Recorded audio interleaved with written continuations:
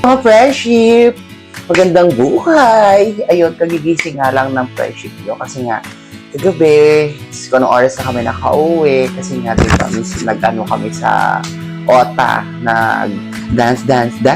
So ngayon mga friendship, medyo umukay na yung pakiramdam ko. Sobrang init. Nung nailigo ko, super sarap ng pakiramdam. Ngayon, bukas ay pasok ko na ang inyong friendship. So, kailangan kong mamili ng mga kaunting babaunin sa pagpapasok at saka uulamin sa loob ng 1 week. Kasi dito, yung ibang pagkain, ngayon ay mabilis nang mapanis at saka may expiration din yung ibang pagkain dito. So, hindi tayo pwede mamili ng maramihan dito sa Japan. Konti-konti lang lagi ang pamimili ng pagkain. So, samahan niyo ako sa Don Quixote kung anong bibilin ko doon at kung ano yung mga pwedeng mabili doon sa Don Quixote. Ipapakita ko sa inyo mga friendship.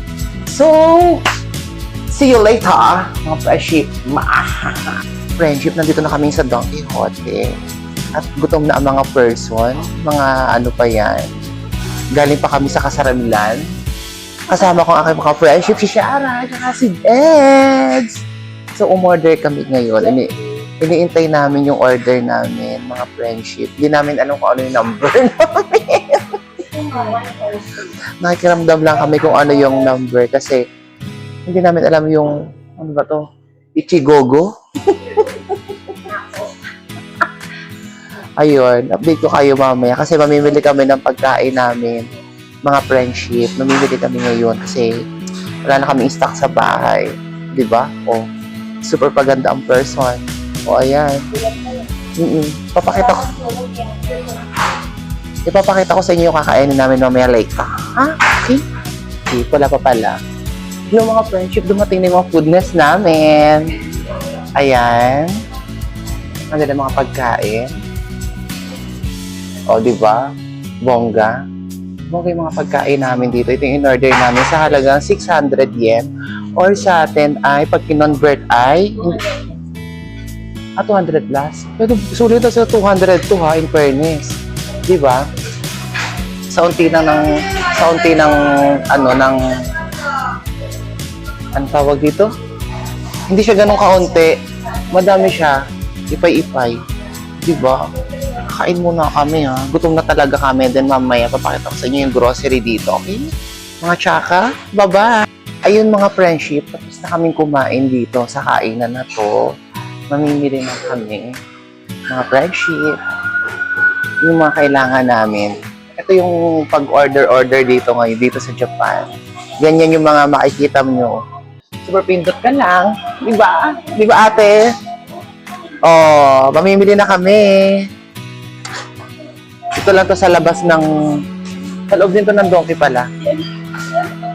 Si Darren. Kami, nagbablog ah. Hi!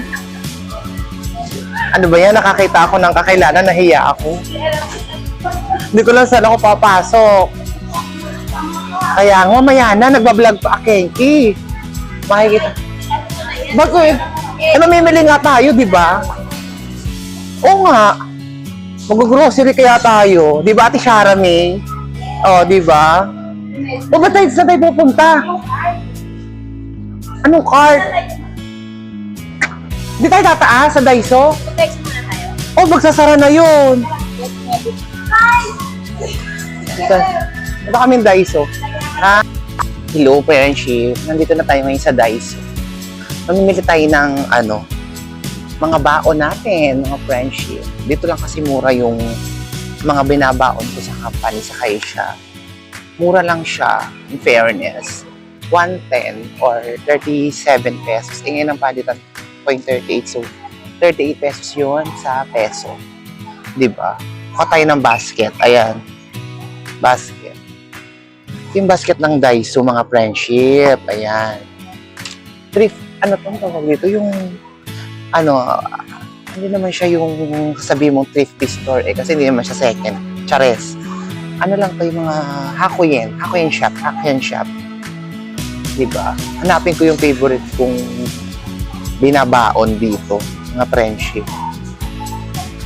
Ayan. Tingnan natin kung nasaan yun. Gusto ko kasi ng marshmallow.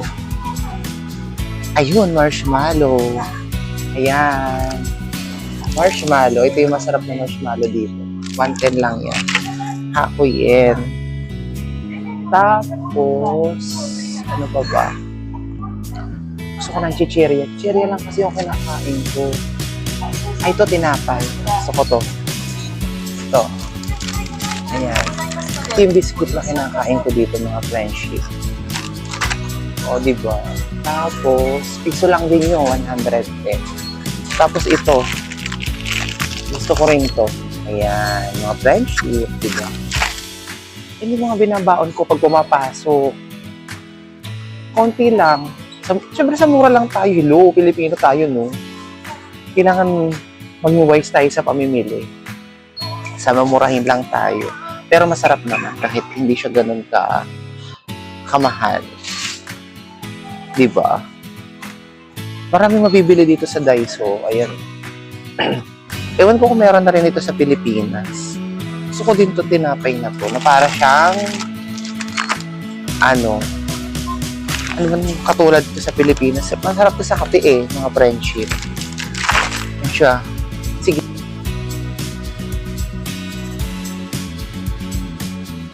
Hello guys. Na-stress ako. Hindi na ako nakapag-vlog kanina doon sa loob ng Donkey. Stress talaga ako nung